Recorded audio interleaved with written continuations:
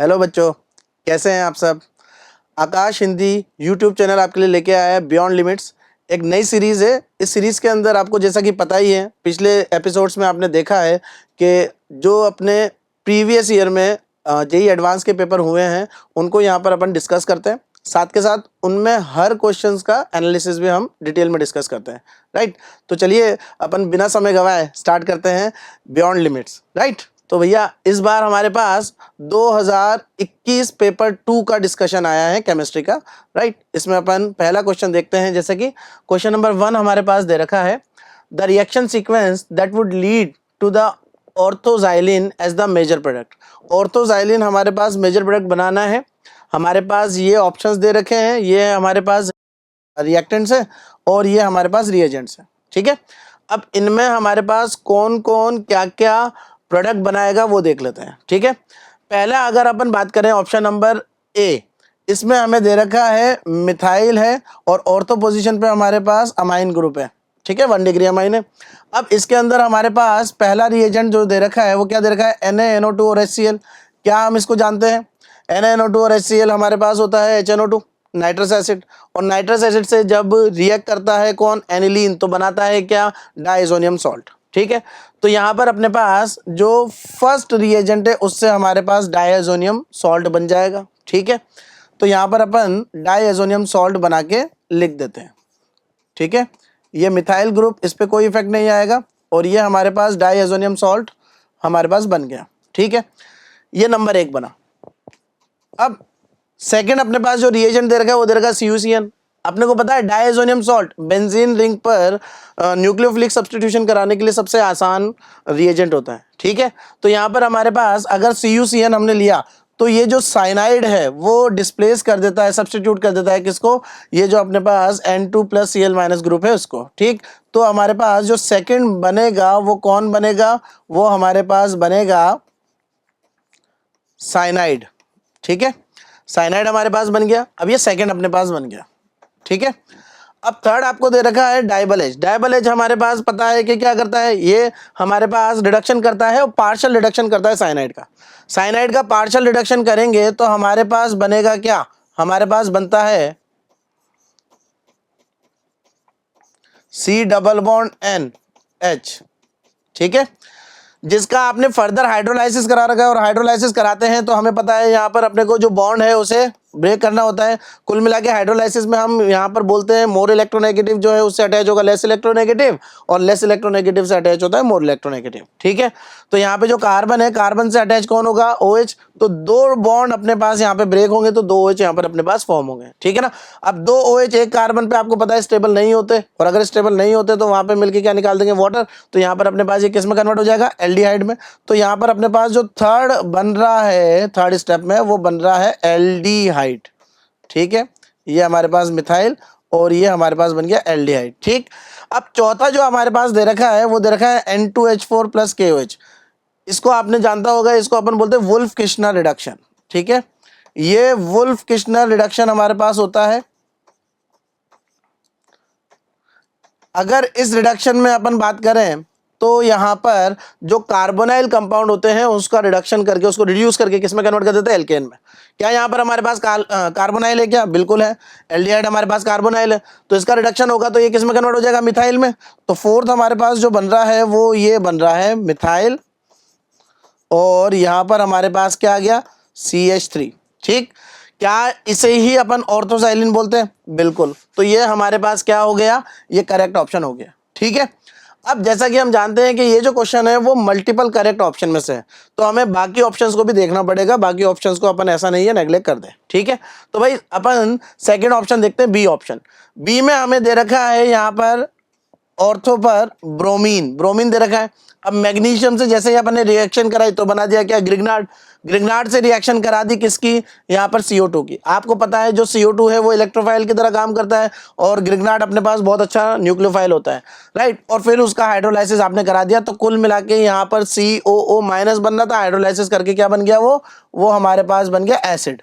ठीक है, तो हमारे पास यहाँ पर कार्बोक्सिलिक एसिड आ गया ऑर्थो पे। अब SO Cl2 ये हमने लिया, तो ये अपने पास क्लोरीनेटिंग एजेंट होता है। तो क्लोरीनेटिंग एजेंट हमारे पास क्या करेगा, वहां पर जो OH है उसको सब्स्टिट्यूट कर देगा और Cl उस पर आ जाएगा। ठीक है, तो यहाँ पर COCl बन गया।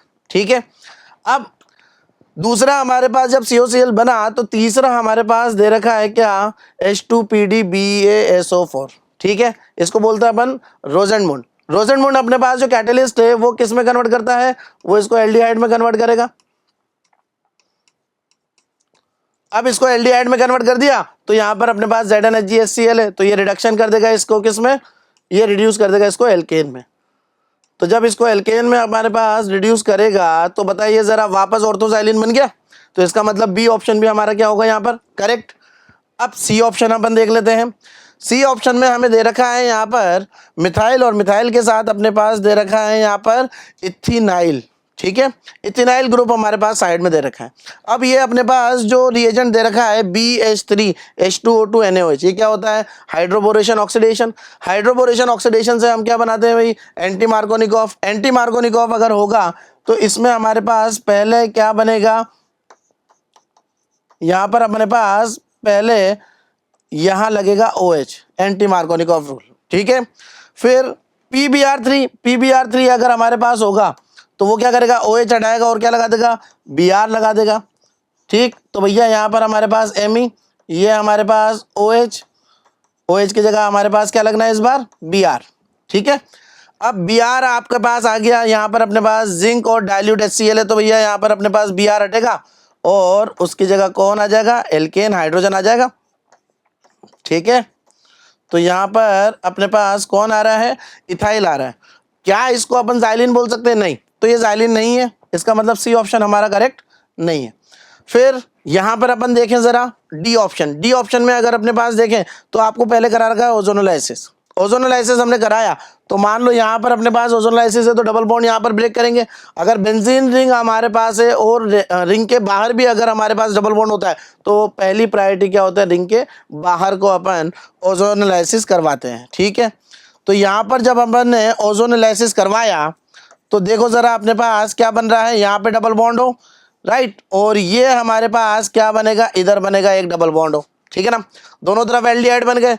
अब N2H4 और KOH और हीटिंग, ये क्या हो रहा है वापस, Wolff Kishner reduction. Wolff Kishner है तो भैया यहाँ पर अपने पास जो कार्बोनाइल है वो किस में कन्वर्ट होगा, वो कार्बोनाइल कन्वर्ट हो जाएगा एल्केन में। तो ये अपने पास ऊपर वाला बन गया एल्केन, ऊपर वाला तो मिथाइल आ गया और नीचे वाला अपने पास क्या आ जाएगा, इथाइल आ जाएगा। जरा बताओ क्या इसको अपन बोल सकते हैं क्या जाइलिन, तो ये भी जाइलिन नहीं है। तो भाई अपने पास डी ऑप्शन भी इनकरेक्ट है। तो अपन जरा चेक करें मल्टीपल करेक्ट में कौन कौन से हैं। ए ऑप्शन अपना करेक्ट आंसर है और बी ऑप्शन हमारा करेक्ट आंसर है, यही दोनों अपने पास करेक्ट है। ठीक है, तो ये हमारा इस क्वेश्चन का सॉल्यूशन होता है। चलिए देखते हैं इसका अपने पास क्या एनालिसिस आता है। ठीक है, एनालिसिस में जैसे आप देख सकते हैं तो यहाँ पर अनअटेम्प्टेड रहे हैं 51.84। ठीक है ना, अच्छा खासा है ना मार्जिन रहा है, यहाँ पर कई सारे बच्चों ने इसको अटेम्प्ट करा ही नहीं। ठीक है, करेक्ट हमारे पास है 18.66। ठीक है, 18.66 करेक्ट अगर हमारे पास रिस्पॉन्स है, ये इंडिकेट करता है कि कई सारे बच्चों ने इसको करेक्ट करा है। तो इसका मतलब ये जो लेवल है डिफिकल्टी वो बहुत ज़्यादा डिफिकल्टी नहीं। ये सारे रिएजेंट बहुत कॉमन रिएजेंट है, इन कॉमन रिएजेंट्स को हम ध्यान रख सकते हैं और उनसे हमारा प्रोडक्ट जो है वो आसानी से प्रेडिक्ट किया जा सकता है। मतलब डिफिकल्टी लेवल बहुत ज़्यादा नहीं था। ठीक है, यहाँ पर अगर अपन बात करें तो रॉन्ग हमारे पास हुआ है 18। अब इस 18% हमारे पास रॉन्ग हो रहा है, इसका मतलब क्या है, इसका मतलब ये है कि बच्चों ने कहीं ना कहीं कोई जल्दबाजी करी है। ठीक है, आप जैसा क्वेश्चन को देखेंगे तो क्वेश्चन में आपको दिखाई देगा काफी अपने पास रिएजेंट्स एक साथ गिवन है। तो अगर एक साथ गिवन है तो जल्दबाजी में किसी स्टेप में अगर आपने कोई गलत प्रोडक्ट बना दिया तो मान के चलिए आपका क्वेश्चन जो है वो एंड प्रोडक्ट जो आएगा वो गलत ही आएगा, वो सही नहीं आएगा। तो हमें बहुत पेशेंस के साथ ऐसे क्वेश्चंस को सॉल्व करना पड़ेगा जहां पे सीक्वेंस में रिएक्शन दे रखे हैं। ठीक है, तो आप कभी भी जल्दबाजी में कोई क्वेश्चन अटेम्प्ट नहीं करें, इस पहले क्वेश्चन से हमें ये सीख मिलती है। ठीक है ना, ऑल्दो ईजी है लेकिन ईजी में भी 18% रॉन्ग है, मतलब कई बच्चों का ये क्वेश्चन गलत हुआ है। ठीक है, चलिए नेक्स्ट क्वेश्चन की हम बात करते हैं। नेक्स्ट क्वेश्चन हमें दे रखा है correct options for the following sequence of the reaction. ठीक है, ये भी ऑर्गेनिक केमिस्ट्री का हमारे पास करेक्ट क्वेश्चन आ गया। इसमें अपने को दे रखा है यहाँ पर पहले PHCH3 बोले तो टोल्यूइन हमें दे रखा है। ठीक है ना, अब देखो टोल्यूइन की रिएक्शन आपने ब्रोमीन से कराई Br2 से सनलाइट की प्रेजेंस में। जब Br2 से सनलाइट की प्रेजेंस में आप रिएक्शन कराते हो तो जो आपके पास P बनेगा वो फ्री रेडिकल सब्स्टिट्यूशन करके क्या बनाएगा, बेंजाइल ब्रोमाइड बनाएगा। ठीक है ना, बेंजाइलिक ब्रोमाइड हमारे पास यहाँ पर बन गया, राइट। ये तो हमारे पास क्या हुआ, P। अब बता रखा है क्या, P की रिएक्शन अपन ने पहले कराई Q से और फिर H2PDC। H2PDC है, इसका मतलब किसी ना किसी को हमने रिड्यूस करा है और रिड्यूस करने के बाद हमारे पास क्या बना है, R बना है। अब जरा ऑप्शन जरा चेक कर ले, यहाँ पर ABCD, यहाँ पर अपने पास ऐसे कौन कौन से सब्सटेंस है जिनका अपन रिडक्शन कर सकते हैं। तो Q हमारे पास जो आ रहा है, एक आ रहा है KNO2, दूसरा आ रहा है AgNO2। ठीक है, अगर अपन यहाँ पर KNO2 लेते हैं तो यहाँ पर बनता है नाइट्राइट ONO। ठीक है, और अगर यहाँ पर अपन AgNO2 लेते हैं तो भैया आपको पता है यहाँ पे कोवेलेंट कैरेक्टर होता है और कोवेलेंट कैरेक्टर होने की वजह से यहाँ पर बनता है नाइट्रोबेंजीन, राइट। नाइट्रो अपने पास बन रहा है यहाँ पर, तो क्या इंडिकेट करता है, ये इंडिकेट करता है कि भैया इसका रिडक्शन पॉसिबल है। ठीक है, तो इसका मतलब हम यहाँ पर रिड्यूस नाइट्रो ग्रुप को करने वाले हैं और नाइट्रो ग्रुप हमारे पास कहाँ दिख रहा है, सी ऑप्शन में दिख रहा है। इसका मतलब एक पॉसिबिलिटी तो नजर आ रही है कि भाई हमारा ऑप्शन सी जो है वो करेक्ट हो सकता है, और दूसरी पॉसिबिलिटी ये भी नजर आ रही है कि ए ऑप्शन हमारा इनकरेक्ट हो सकता है। ठीक है, हमें करेक्ट चूज करना है। तो अगर आपने यहाँ पर Q ले लिया AgNO2, राइट, तो हमारे पास AgNO2 लेने पर R क्या बना, जरा उसको चेक करो। R यहाँ पर पहले अपन ने नाइट्रोबेंजीन बनाया और फिर उसका रिडक्शन करा, नाइट्रोबेंजीन नहीं, इसको अपन यहाँ पर बोल सकते हैं क्या, फिनाइल मिथेनमाइन। ठीक है ना, फिनाइल मिथेनमाइन। क्यों, क्योंकि यहाँ पर आपके पास Br है। ठीक है, ये अपने पास जब सब्स्टिट्यूशन करेगा तो Br की जगह NO2 ग्रुप आएगा।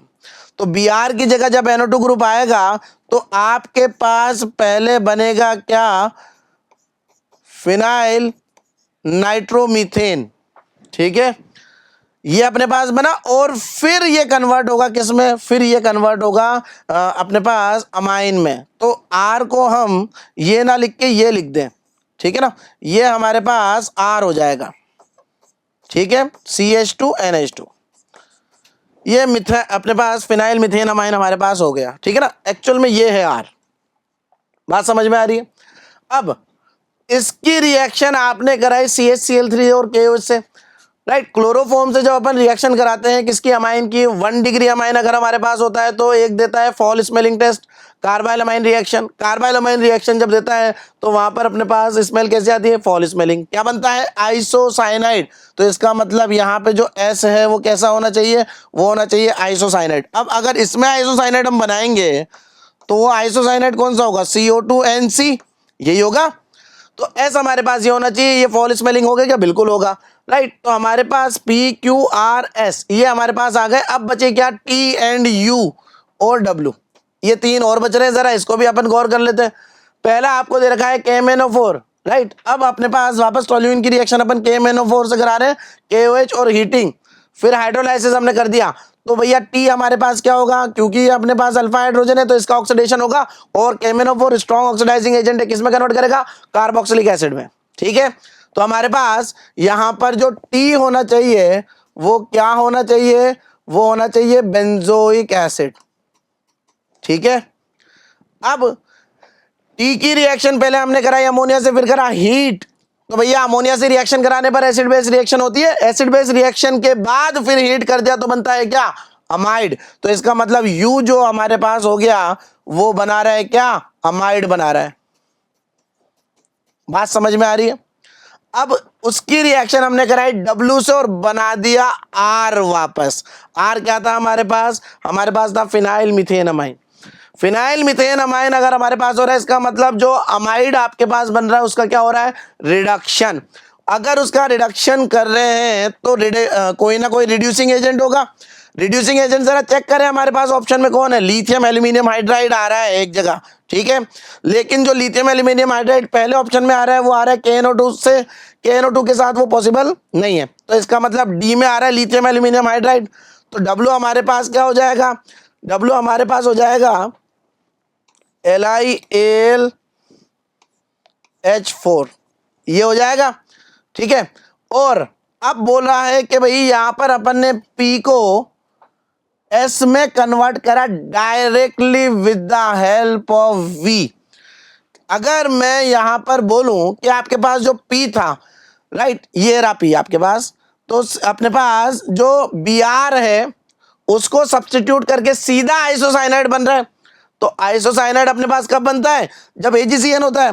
भाई KCN में साइनाइड बनता है, AgCN में क्या बनेगा? आइसोसाइनाइड।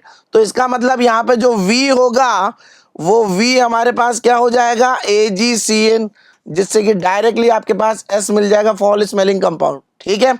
तो ये हमारे पास आ रहा है। अब जरा अपन चेक करें कौन सा ऑप्शन करेक्ट आ रहा है। आर हमारे पास आ रहा है बेंजीन अमाइन, राइट। क्या हमारे पास आर बेंजीन अमाइन अपन बोल सकते हैं क्या? ये अपन नहीं बोल सकते, ठीक है ना। बेंजीन अमाइन अगर हमारे पास होता इसका मतलब NH2 डायरेक्टली बेंजीन से अटैच होता, वो पॉसिबल नहीं है। तो अपने पास बी ऑप्शन भी गलत हो गया। तो ए हमारे पास वैसे ही गलत था, बी भी गलत हो गया।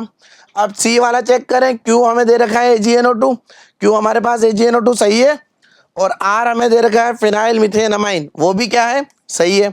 तो सी ऑप्शन हमारा क्या हो गया? करेक्ट हो गया। अब डी हमें दे रखा है W lithium aluminium hydride, W हमने निकाला क्या आ रहा है? लिथियम एल्यूमिनियम हाइड्राइड, सही है। और वी दे रखा है AgCN, ये भी क्या है? सही है। तो इसका मतलब डी भी क्या है? करेक्ट। तो हमारे पास सी एंड डी ये दोनों ऑप्शन क्या है? करेक्ट ऑप्शन है, ठीक। तो ये अपने पास काफी अच्छा क्वेश्चन था ऑर्गेनिक केमिस्ट्री का, आप देख सकते हैं काफी निचोड़ हमने यहाँ पे देख लिया, पूरी सीक्वेंस में रिएक्शन हमारे पास चल रही है, ठीक है। अब जरा अपन चेक करें इसका एनालिसिस। तो भैया एनालिसिस में हमारे पास क्या है? सबसे पहले अनअटेम्प्टेड 36% स्टूडेंट्स ने अनअटेम्प्टेड छोड़ा, ठीक है। तो इसका मतलब ये समझ में आ रहा है कि नंबर ऑफ अटेम्प्ट्स यहाँ पर ज्यादा हुए हैं, ज्यादा अटेम्प्ट हुए हैं, इसका मतलब लोगों को पता था कि क्वेश्चन आसान है, हम कर सकते हैं, राइट। दूसरा करेक्ट अटेम्प्ट, तो करेक्ट भी 20% है, तो इसका मतलब हमारे पास यहाँ पर जो डिफिकल्टी थी वो ज्यादा डिफिकल्टी नहीं थी, ठीक है ना, मॉडरेट डिफिकल्टी थी, राइट। लेकिन क्वेश्चन ऐसा था कि अगर आप थोड़ा सा टाइम देंगे क्वेश्चन को तो आराम से कर सकते थे। रॉन्ग रेस्पॉन्स हमारे पास आए 33.54%। रॉन्ग रेस्पॉन्स, इतना रॉन्ग आना ये इंडिकेट करता है कि बच्चों ने इस क्वेश्चन में जल्दबाजी करी है। अगर जल्दबाजी करी इस क्वेश्चन में तो तभी हमारे पास क्या होता है? ये क्वेश्चन गलत होता है, ठीक है। अगर गलत आपको नहीं करना है, आपको सही रखना है क्वेश्चन को, तो बहुत ध्यान से दी गई एक एक चीज को आपको देखना पड़ेगा, ठीक है। डिफिकल्टी लेवल मॉडरेट है, इजी नहीं बोल सकते, क्यों? क्योंकि यहां पर पहले एक डायरेक्शन से जाके फिर दूसरे डायरेक्शन में आ रहे हैं और दूसरे डायरेक्शन से एकदम से थर्ड डायरेक्शन में जा रहे हैं, तो अलग अलग डायरेक्शन में जाना पड़ रहा है, इसलिए अपने को सोच का दायरा बढ़ा के रखना पड़ेगा। तो इसका मतलब यहां पर अपने पास मॉडरेट लेवल है, बिल्कुल इजी बोलना सही नहीं होगा, ठीक है। बात करते हैं नेक्स्ट क्वेश्चन नंबर 3। इसके अंदर हमारे पास एक रिएक्शन दे रखी है 2x + y gives product P दे रखा है अपने को, और यहां पर ऊपर K मेंशन कर रखा है, right.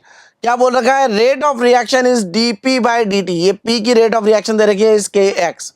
2 moles of X are mixed with 1 mole of Y to make 1 liter of solution।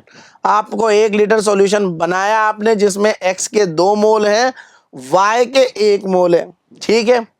At 50 seconds 0.5 mole of Y is left in the reaction mixture, right। Y की इंफॉर्मेशन हमें दे दी।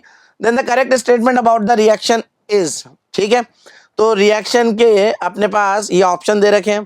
पहला दे रखा है rate constant for the reaction is 13.86 × 10⁻⁻4 second, मतलब हमारा target है rate constant को निकालना। दूसरा दे रखा है हाफ लाइफ, एक्स की हाफ लाइफ बता रखी है, तो मतलब दूसरा टारगेट एक्स की हाफ लाइफ निकालना। तीसरा दे रखा है 50 सेकेंड पर -dx/dt पूछा है, इसका मतलब रेट ऑफ एक्स पूछी है एट 50 सेकेंड्स। और 100 सेकेंड पे अपने पास dy/dt माइनस का dy/dt पूछा है, इसका मतलब 100 सेकेंड पे y की रेट पूछी है, ठीक है। तो चलिए इस क्वेश्चन को अपन सॉल्व करते हैं, ठीक है। यहां पर हमारे पास 2x + y गिव्स p, ये हमारे पास दे रखा है, और रेट कांस्टेंट हमें दे रखा है यहां पर अपने पास k, ठीक है। अब अगर अपन देखें तो आपको गिवन क्या है? dP/dt, ठीक है। dp बाई dt की जो हमारे पास वैल्यू है वो कितना है, kx, ये हमारे पास वैल्यू है। अगर मैं बात करूं कि भैया p का जो स्टोइकोमेट्रिक कोएफिशिएंट है वो कितना है, 1 है, तो यहाँ पर अपने पास सबसे पहले इन सब की रेट्स को आपस में इक्वल करना पड़ेगा स्टोइकोमेट्रिक कोएफिशिएंट से। क्यों करना पड़ेगा, क्योंकि हमसे कभी dx बाई dt माइनस का पूछा, माइनस का dy बाई dt पूछा है, तो इसका मतलब यहाँ पर जो p है उससे अपने को बाकी की रेट्स निकालना पड़ेगी। ठीक, तो यहाँ पर इनमें क्या रिलेशन आता है, तो dx by dt right upon में 2 और dy बाई dt, ठीक है राइट, यहां पर आएगा माइनस। ठीक है, माइनस क्यों आ रहा है, क्या ये बात समझ में आ रही है? माइनस इसलिए आ रहा है क्योंकि यहां पर अपने पास रिएक्टेंट की रेट है। ठीक है, तो यहां पर अपने पास ये आएगा माइनस, ठीक है, और ये आएगा प्लस का, ठीक है, क्योंकि ये प्रोडक्ट है। ठीक, अब मुझे यहाँ पर पहले क्या निकालना है, मुझे यहाँ पे निकालना है रेट कांस्टेंट। रेट कांस्टेंट अपने पास जो ओवरऑल रेट दे रखी है वो एक्स के टर्म में दे रखी है, इसका मतलब मुझे यहाँ पर एक्स के रिस्पेक्ट में ही रेट कांस्टेंट निकालना पड़ेगा। ठीक है ना, तो यहाँ पर अगर अपन माइनस का D x by d T करते हैं तो हमारे पास वैल्यू क्या आ जाती है, 2k इंटू एक्स। ठीक है ना, ये 2k को अपन क्या बोल देते हैं, k डैश इंटू एक्स। ठीक है ना, तो ये अपने को निकालना है k डैश। ठीक है, ये वैल्यू हमारे पास क्या होती है, लेट्स चेक इट। ठीक है, अगर मैं आपको बोलूं कि आपको यहाँ पर टाइम t इजिकल्स टू 0 पर 2 मोल दे रखे हैं एक्स के, y का दे रखा है 1 मोल और ये 0, 50 सेकेंड बाद यहां पर अपने पास y के बचे कितने, 0.5, मतलब इसके आधे खर्च हो गए, तो इसके भी एक खर्च हुआ होगा, कितना बचा होगा, 1, और ये कितना बना होगा, 0.5। ठीक है, तो क्या समझ में आ रहा है इससे कि यहां पर अपने पास अगर इनिशियल आपने 2 लिया था x का तो आधा रह गया, इसका मतलब ये हाफ लाइफ है x की, हाँ या ना? तो अगर ये हाफ लाइफ है तो आपके पास जो हाफ लाइफ दे रखी है वो अपने पास क्या आता है, k डैश। ठीक है ना, that is 0.693 upon T half. ठीक है, ये हमारे पास आ रहा है। अब अगर अपन यहाँ पे निकालेंगे k की वैल्यू हमें कैलकुलेट करना है, ठीक है ना, तो 2 के बराबर अपने पास आ रहा है 0.693 अपॉन 50 इंटू 2। ठीक है ना, यहाँ पर अपन 2 ले आते हैं नीचे। ठीक है, तो अगर अपन यहाँ पे 2 ले आएंगे तो इधर से हटा देते हैं अपन। ठीक है, तो यहाँ पर अपने पास कितना आ जाएगा, अगर ये देखें तो भैया अपने पास हो गया 6.93 इंटू ये नीचे 100 था, ऊपर गया 10 टू पावर माइनस 2 और एक 10 की पावर माइनस 1 अपन ने ऑलरेडी रख रखा, तो ये हमारे पास आ रहा है 10 टू पावर माइनस 3। ठीक है ना, ये हमारे पास आ रहा है रेट कांस्टेंट। अब रेट कांस्टेंट आप जरा चेक करो, हमारे पास क्वेश्चन में गिवन कितना है। रेट कांस्टेंट हमारे पास क्वेश्चन में बोल रखा है ऑप्शन ए में कि उसकी वैल्यू आ रही है 13.86 into 10 to power minus 4 second inverse. जो हमारा आ रहा है वो आ रहा है 6.93 इंटू 10 टू पावर माइनस 3। इसका मतलब ऑप्शन ए जो है वो हमारा क्या हो गया, गलत, ये सही नहीं है। ठीक है ना, हमसे करेक्ट स्टेटमेंट पूछे। दूसरा हमसे पूछा half life of x is 50। क्या आपके पास जो इनिशियल मोल लिए थे उसका आधा होने में एक्स का कितना टाइम लगा, 50 सेकेंड लगा। इसका मतलब जो हाफ लाइफ टाइम है किसका, एक्स का, वो 50 सेकेंड है। ये सही बात है। ठीक है, तो सेकेंड स्टेटमेंट हमारा जो है वो क्या हो गया, सही। तीसरा अपने को दे रखा है 50 सेकेंड पे minus d x by d t is 13.86 into 10 to power minus 3। अब इसको यहीं पे देख लेते हैं अपन। Minus d x by d t मतलब रेट ऑफ एक्स पूछा है, तो वो अपने पास किसके बराबर आ रहा है, दैट इज 2 इंटू के इंटू कितना आ जाएगा ये हमारे पास, एक्स। ठीक है, तो अगर अपन यहाँ पे देखेंगे D x by d T, के की वैल्यू हमने यहाँ पर पुट कर दी, कितनी आई थी 6.93 इंटू 10 टू पावर माइनस 3, और 50 सेकेंड पर अपने पास कितना था, 50 सेकेंड पर अपने पास एक्स की वैल्यू आ गई थी कितनी, 1। इसको जरा सॉल्व कर लें, तो अगर इसको अपन सॉल्व करते हैं तो हमारे पास क्या आ जाएगा, 13.86 इंटू 10 टू पावर माइनस 3। ये हमारे पास आ रहा है कौन, रेट, मोल पर लीटर पर सेकेंड। जरा चेक कर लो, वही आ रहा है बिल्कुल, तो सी ऑप्शन हमारा करेक्ट है। और पूछा है 100 सेकेंड पर हमारे पास जो minus d y by d t जो है उसकी वैल्यू इतनी है। अब 100 सेकंड पर अगर अपन dy/dt मतलब जो आपके पास स्टोइकियोमेट्री है p और y का ये दोनों सेम है, तो dp/dt अगर अपन निकाल लें, ठीक है, वो वैल्यू तो क्या आएगी, सेम ही आएगी। तो 100 सेकंड पे निकालना है अपने को। 100 सेकंड पे अगर अपन बात करेंगे तो यहाँ पर हमारे पास x की वैल्यू क्या हो जाएगी, अगर 50 सेकंड पे हमारे पास 1 रह गई थी तो मतलब अपने पास नेक्स्ट 50 पे कितनी हो जाएगी, वापस इनिशियल का हाफ हो जाएगा, मतलब अपने पास 0.5 और खर्च हो जाएगा। तो भैया हमारे पास x कितना बचेगा, तो यहाँ पर dy/dt माइनस का वो हमारे पास हो जाएगा kx, और एट 100 सेकेंड यहाँ पर हमारे पास जो x की वैल्यू आ जाएगी वो कितनी आ जाएगी, वो आ जाएगी 0.5 मोलर। ठीक है, तो हमारे पास माइनस dy/dt कितना आ गया, k की वैल्यू हमारे पास 6.93 थी, इंटू 10⁻³ इंटू 0.5। ठीक है, अब अगर अपन इसको सॉल्व करें तो ये हमारे पास कितना आ जाएगा, ज़रा इसको देख लो, तो हमारे पास 3.46 ये वैल्यू एग्जैक्टली आ जाएगी, -3 मोल पर लीटर पर सेकेंड। ठीक है, तो यही हमारे पास आ रही है 3.46 इंटू 10⁻³ इसका मतलब ये डी ऑप्शन भी क्या है, करेक्ट। तो यहाँ पर हमारे पास बी सी डी तीनों ऑप्शन करेक्ट है, केवल ए अपने पास इनकरेक्ट है। ठीक है, तो अब इसके एनालिसिस की बात करते हैं। एनालिसिस में अगर अपन देखें तो यहाँ पर हमारे पास जो क्वेश्चन आया था वो केमिकल काइनेटिक्स से आया था। ठीक है ना, केमिकल काइनेटिक्स में हमारे पास ये जो अनअटेम्प्टेड है वो 36.22, काफ़ी अच्छा परसेंटेज हमारे पास अनअटेम्प्टेड है। करेक्ट 6.96%, मतलब आप समझ रहे हैं कि करेक्ट रेस्पॉन्स बहुत कम है, इसका मतलब लेवल ऑफ डिफिकल्टी है। क्वेश्चन अच्छा था, डिफिकल्ट क्वेश्चन था, इजी नहीं था। ठीक है, रॉन्ग 24.16, इतना रॉन्ग तभी पॉसिबल है जब क्वेश्चन की डिफिकल्टी ज्यादा हो। ठीक है, तो काफी अच्छा लेवल का क्वेश्चन था और केमिकल काइनेटिक्स का अच्छा कंसेप्ट इसमें इस्तेमाल हो रखा है। ठीक है, तो यहाँ पर अपन इसको बोल सकते हैं ये एक हार्ड क्वेश्चन था, तो ये एक बहुत बढ़िया क्वेश्चन आपको मिला है केमिकल काइनेटिक्स का, जिसको आप अगर सॉल्व करेंगे तो आप और ज्यादा स्ट्रेंथ अपनी मजबूत कर पाएंगे इस टॉपिक पे। ठीक है, बात करते हैं next question number 4। Question number 4 में अपने को बोल रखा है some standard electrode potential at 298 Kelvin are given below. ये एसआरपीज दे रखे हैं अपने को सबके। ठीक है, क्या बोल रखा है अब आगे सुनते हैं। To a solution containing 0.001 molar of X2 minus and 0.1 molar of Y2 plus, X2 plus and Y2 plus, X2 plus है। The metal rods X and Y are inserted, same temperature अपने को दे रखा है 298 kelvin, and the connected by a conducting wire. ठीक है, result in the dissolution of X, मतलब X dissolve हो रहा है, X डिसॉल्व हो रहा है, इसका मतलब X अपने पास क्या हो रहा है, ऑक्सीडाइज हो रहा है, X2 प्लस में कन्वर्ट हो रहा है। अगर X2 प्लस में कन्वर्ट हो रहा है इसका मतलब X बिहेव कर रहा है एनोड की तरह, इसका मतलब Y जो है वो किसकी तरह बिहेव करेगा, कैथोड की तरह। ठीक है ना, तो अपने को यहाँ पर क्या पूछा है, the correct combination of X and Y, मतलब X को बनाना है हमें एनोड और Y को बनाना है हमें कैथोड, और बनाते ही X डिसॉल्व हो रहा है, मतलब आपका जो रिएक्शन है वो स्पॉन्टेनियस है, रिएक्शन स्पॉन्टेनियस है, तो इसका मतलब आपके पास ई सेल वैल्यू क्या आनी चाहिए, पॉजिटिव। अब ई सेल वैल्यू अगर पॉजिटिव आएगी तो वो किन किन के लिए आएगी, जिनके लिए आएगी वही हमारे करेक्ट ऑप्शन होगा। तो चलिए अपन चेक कर लेते हैं।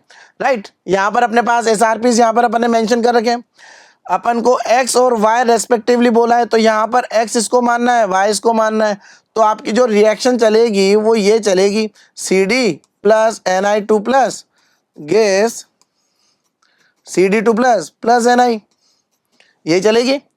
अगर अपन इसके लिए E0 निकाल लें, E0 सेल, तो वो क्या होता है SRP of cathode minus SRP of anode, तो निकल का SRP कितना दे रखा है, माइनस का 0.24, और कैडमियम का SRP अपने को दे रखा है माइनस का 0.4, तो माइनस माइनस क्या हो जाएगा प्लस। राइट, तो ये वैल्यू कितनी आ गई, ये वैल्यू अपने पास आ जाएगी 0.16। ठीक है, अब ई सेल निकालना है, तो ई सेल बराबर हमारे पास हो जाएगा E0 cell, that is 0.16 minus का 0.059 upon number of electron 2 log of CD2 plus CD2 plus basically है क्या, X2 प्लस ही तो है। X2 प्लस की कंसंट्रेशन कितनी दे रखी है अपने को, 0.001 मोलर ये दे रखी है।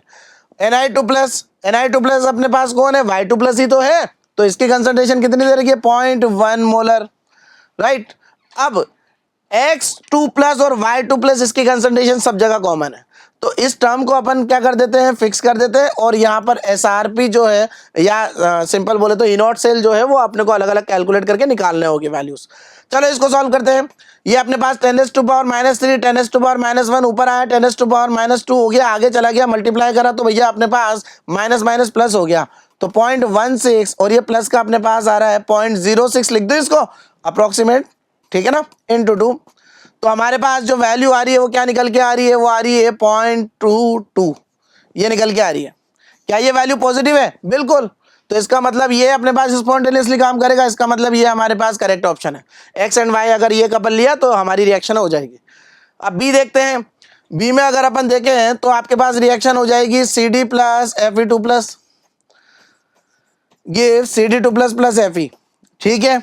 यहाँ पर अगर अपन नस्ट इक्वेशन लगा देंगे तो ई सेल बराबर ही अपने पास क्या आ जाएगा, SRP ऑफ कैथोड, कैथोड कौन है, आयरन है, आयरन का SRP अपने पास कितना है, माइनस का 0.44, ठीक है, और माइनस अपने पास दे रखा है SRP of cadmium, minus minus क्या हो गया, प्लस का 0.4, ठीक है ना, माइनस 0.06 अपॉन 2 लॉग ऑफ कितना आ जाएगा, ये हमारे पास आ जाएगा 2, लॉग 10 की वैल्यू कितनी होती है, 1 होती है, ठीक है ना। तो ये तो हमारे पास घट गया। अब ये बताओ जरा कितना आ गया, ये आ रहा है हमारे पास, ये माइनस माइनस हो गया प्लस, अब ये हो गया हमारे पास कितना का, माइनस का 0.04 और प्लस का 0.06, तो ये वैल्यू आई प्लस की 0.02 वोल्ट। ये भी प्लस आ रहा है तो इसका मतलब यहाँ पर भी स्पॉन्टेनियस रिएक्शन होगी, यहाँ पर भी हमारे पास ये कपल बनाना पॉसिबल है, ठीक है। थर्ड वाला देखते हैं। थर्ड वाले में हमारे पास निकल को बना दिया एनोड और पीबी को बना दिया आपने क्या, कैथोड। अब यहां पर अगर अपन बात करेंगे तो आपके पास ई सेल बराबर ई नॉट सेल, तो SRP ऑफ कैथोड, पीबी का SRP कितना आ रहा है, माइनस का 0.13, माइनस निकल का SRP माइनस माइनस कितना हो गया, प्लस का 0.24, ठीक है, और ये अपने पास आ गया प्लस का 0.06। इसको अपन ने डायरेक्टली सॉल्व करके लिख रखा है, तो बताइए ये वैल्यू क्या आएगी, नेगेटिव या पॉजिटिव। अगर आप इसको सॉल्व करेंगे तो ये अपने पास आएगा प्लस का 0.11 वोल्ट, जो कि पॉजिटिव है, इसका मतलब ये भी पॉसिबल है, ये भी हमारे पास सेम कपल की तरह काम कर सकता है। फोर्थ ऑप्शन, निकल और आयरन, इनको अपन ने लिया, ठीक है, तो निकल को बना दिया अपन ने एनोड और आयरन को बना दिया हमने कैथोड, ठीक है। अब आयरन हमारे पास कैथोड बन रहा है, ठीक है, तो यहां पर हमारे पास क्या अपने पास आना चाहिए, ई सेल, चलो उसको देख लेते हैं, ठीक है। तो यहां पर हमारे पास कितना आ जाएगा जरा, अगर अपन निकालेंगे ई सेल बराबर that will be SRP of cathode minus SRP of anode, तो आयरन का SRP अपने पास आ रहा है माइनस का 0.44, निकल का आ रहा है माइनस माइनस प्लस का 0.24, ये प्लस का अपने पास आ रहा है 0.06, राइट। तो ये अपने पास क्या हो गया, ये तो हो गया 0, तो अपने पास क्या आ गया, माइनस का 0.2 प्लस का 0.06। इस बार वैल्यू जो आ रही है वो आ रही है नेगेटिव में, माइनस का 0.14 वोल्ट, मतलब रिएक्शन नॉन स्पॉन्टेनियस, इसका मतलब ये अपने पास इस कपल की तरह बिहेव नहीं करेगा। तो ए करेक्ट है, बी करेक्ट है, सी करेक्ट है, लेकिन डी इनकरेक्ट है, ठीक है। ये हमारे इस क्वेश्चन के correct options A B C, but D incorrect. अब देखते हैं इसका एनालिसिस। एनालिसिस में हमारे पास जो करेक्ट रेस्पॉन्स आ रहे हैं वो देख लीजिए, मात्र 3.72, काफी अपने पास कम है करेक्ट का। रॉन्ग हमारे पास आ रहे हैं 23.12, इसका मतलब अच्छे खासे बच्चों ने रॉन्ग करा है। डिफिकल्टी लेवल इजी नहीं था, मॉडरेट है, ठीक है ना। मॉडरेट में भी थोड़ा सा अपर मॉडरेट इसको अपन बोल सकते हैं, क्योंकि ये जो क्वेश्चन है अगर आपने ध्यान से सारे ई सेल वैल्यू निकाल लिए तो आपका करेक्ट आंसर हो जाएगा, ठीक है ना। डिफिकल्ट नहीं है, क्यों नहीं है, क्योंकि इसमें और चैलेंजेस नहीं डाले गए हैं, ठीक है ना। इजी क्यों नहीं है, इजी इसलिए नहीं है क्योंकि बच्चे क्या करेंगे, जो एसआरपी वैल्यूज यहां पर गिवन है इनको देखकर केवल वो इनॉट सेल निकालेंगे, इनॉट सेल निकाल के वो वैल्यू क्या करेंगे, जिनकी पॉजिटिव आ रही है वो बोल देंगे पॉसिबल है, जिनकी नेगेटिव आ रही है वो बोल देंगे पॉसिबल नहीं है। वही गलत हो जाएगा क्योंकि यहां पर अपने पास जो कंसंट्रेशन दे रही है उसको भी यूज करना है तो ही पता लगेगा स्पॉन्टेनियस है या नहीं। ठीक है, चलिए नेक्स्ट क्वेश्चन अपन देखते हैं। Pair of complexes where in both exhibit tetrahedral geometry. अब आपको टेट्राहेड्रल ज्योमेट्री दे रखी है, बता रखा है यहाँ पर पी वाई अपने पास होगा पिरिडीन, ठीक है ना। एटॉमिक नंबर अपने को आयरन कोबाल्ट निकल कॉपर के दे रखे हैं, ठीक है। ये अपने पास सारी वैल्यूज है एटॉमिक नंबर की, ठीक, वो अपन को बताइए वैसे भी, ठीक है। अब यहाँ पर अपने को टेट्राहेड्रल निकालना है। टेट्राहेड्रल अगर स्ट्रॉन्ग फील्ड लिगेंड हमारे पास होगा तो वो हमारे पास क्या बनाएगा, वो हमारे पास आउटर ऑर्बिटल कॉम्प्लेक्स बनाता है, सॉरी वीक फील्ड लिगेंड होगा तो आउटर ऑर्बिटल कॉम्प्लेक्स बनेगा, स्ट्रॉन्ग फील्ड लिगेंड होगा तो इनर ऑर्बिटल कॉम्प्लेक्स बनेगा, लेकिन वो भी तभी बन पाएगा जब अवेलेबिलिटी ऑफ द ऑर्बिटल होगी, ठीक है। चलो पहला बात करते हैं आयरन। आयरन अपने पास यहाँ पर Cl4 है, ठीक है, ये 4 है और ये -1 हमारे पास आ रहा है, तो इसका मतलब हमारे पास ओवरऑल ऑक्सीडेशन स्टेट कितनी आ रही है, +3 आ रही है। Fe+3 में हमारे पास होता है 3D5,4s0, ठीक है। लिगेंड कैसा है, लिगेंड हमारे पास है वीक फील्ड लिगेंड। अगर वीक फील्ड लिगेंड है तो पेयरिंग नहीं करवाएगा, तो पेयरिंग नहीं करवाएगा तो आउटर ऑर्बिटल कॉम्प्लेक्स बनेगा, और क्योंकि लिगेंड्स हमारे पास 4 हैं तो होगा sp3, sp3 होगा तो इसका मतलब होगा टेट्राहेड्रल, ठीक है। दूसरा यहां पर अपने को दे रखा है FeCO4 FeCO4 अगर अपन बात करें यहां पर आयरन की जो ऑक्सीडेशन स्टेट आ रही है वो कितनी आ रही है, वो आ रही है -2, राइट। कार्बोनाइल अपने पास जो होता है वो होता है न्यूट्रल, तो यहाँ पर अपने पास -2 आ रही है, तो अपने पास 3D अपने पास कितना हो जाता है, नॉर्मल न्यूट्रल स्टेट में रहता है 3D6,4s2, तो यहाँ पर 3D हो जाएगा 8, 2 इलेक्ट्रॉन्स जो आएंगे वो अपने पास 3D में चले जाएंगे, तो 3D8,4s2। अब क्योंकि हमें हाइब्रिडाइजेशन करवाना है तो भैया 4s के इलेक्ट्रॉन जो है वो 3D में शिफ्ट करना पड़ेंगे, तो यहाँ पर हमारे पास हो जाता है 3D10 और 4s0। अब 3D10 पूरा का पूरा पैक हो गया और कोऑर्डिनेशन नंबर हमारे पास आ रहा है कितना, यहाँ पर 4, कोऑर्डिनेशन नंबर 4 आ रहा है, इसका मतलब यहाँ पे जो हाइब्रिडाइजेशन आएगा, राइट, क्योंकि अंदर वाले ऑर्बिटल तो सारे पैक हो गए तो ये आएगा sp3, और अगर sp3 आएगा तो ये टेट्राहेड्रल हो गया, तो अगेन हमारे पास ये दोनों ही करेक्ट है, तो ए ऑप्शन करेक्ट है, ठीक है। अब बी को चेक करते हैं। बी को अगर आप चेक करेंगे तो पहला आ रहा है हमारे पास कोबाल्ट। कोबाल्ट जो हमें दे रखा है वो कितना दे रखा है, कोबाल्ट हमें दे रखा है -1, ठीक है। कोबाल्ट हमारे पास -1 ऑक्सीडेशन स्टेट पर है, राइट। कोबाल्ट हमारे पास न्यूट्रल कंडीशन में कितना रहता है, 3D7,4s2, तो यहाँ पर कितना हो जाएगा 3D8 और 4s2, ये हो जाएगा। अब क्योंकि अपने को यहाँ पर कॉम्प्लेक्स बनाना है तो ये कॉम्प्लेक्स बनाएंगे तो ये हमारे पास जो लिगेंड है बहुत स्ट्रॉन्ग फील्ड है और s ऑर्बिटल हमें रिक्वायर्ड होता है, तो ये वापस s इलेक्ट्रॉन शिफ्ट करेगा, तो यहाँ पर हमारे पास कितना हो जाएगा 3D10 हो जाएगा, तब जाके 4s0 होगा।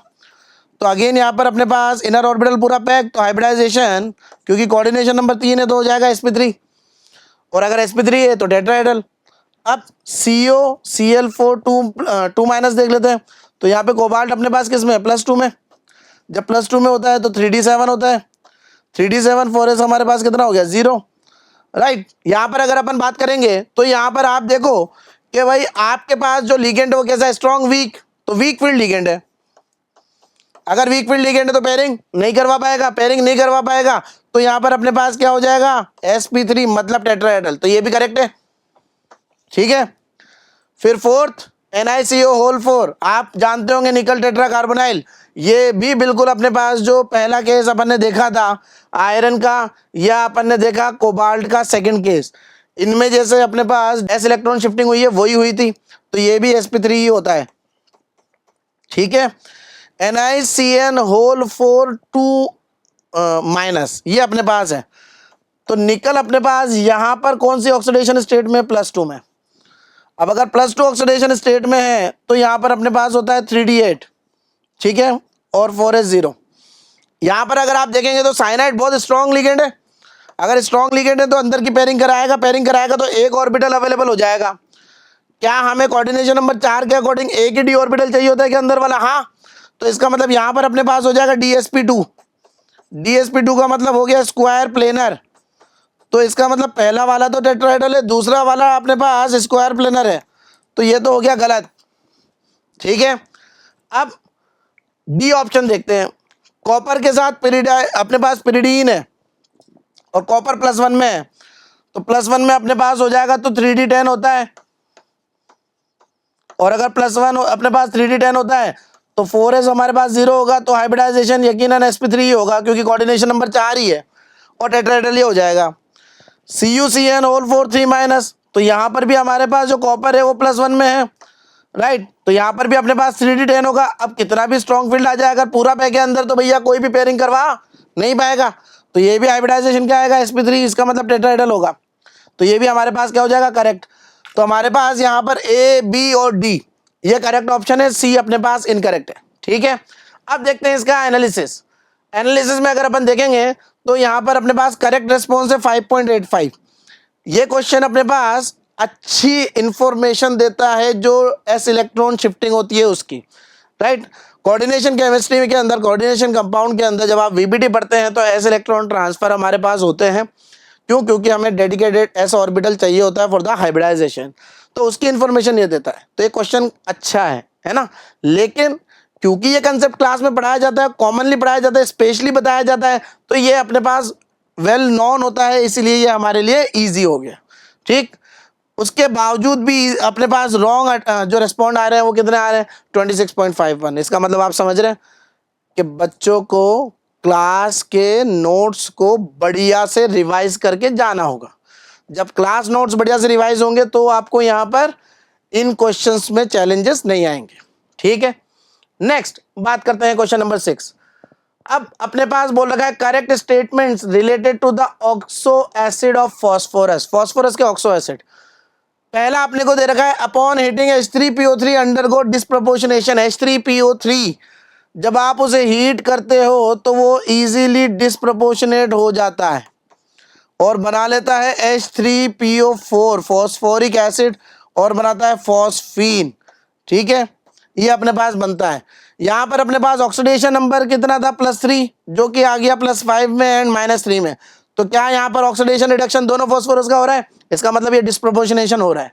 ठीक है ना, तो अब अपन आगे बढ़ते हैं स्टेटमेंट को, right. Disproportionation reaction to produce H3PO4 and phosphine. तो भैया ये यहाँ पर दोनों प्रोडक्ट बन रहे हैं, तो पहला स्टेटमेंट हमारे पास क्या है? करेक्ट। हमसे पूछा भी क्या है? करेक्ट। ठीक है, दूसरा बोला है while H3PO3 can act as a reducing agent H3PO4 can not. बिल्कुल सही बात है।